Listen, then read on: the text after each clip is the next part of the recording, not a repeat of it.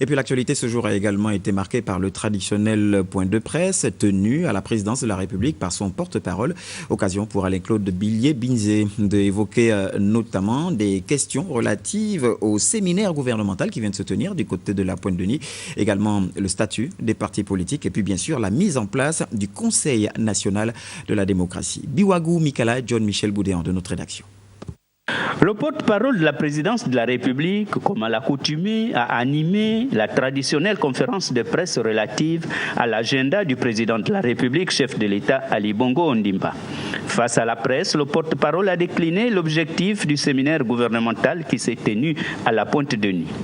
La tenue d'un séminaire gouvernemental destiné à faire en sorte que le cadrage macroéconomique du pays et la soutenabilité des finances publiques soient examinés par le gouvernement compte tenu de la chute des cours du pétrole.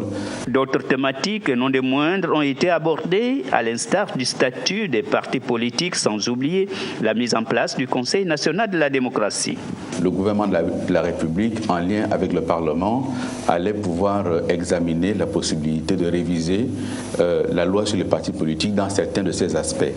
Cette révision va donc avoir lieu au cours des prochains jours en Conseil des ministres. Donc, la principale décision du chef de l'État est une innovation importante, c'est de faire en sorte que désormais puisse être membre du Conseil national de la démocratie tout parti politique légalement reconnu. Là aussi, le texte sera soumis dans les prochains jours et adopté en Conseil des ministres.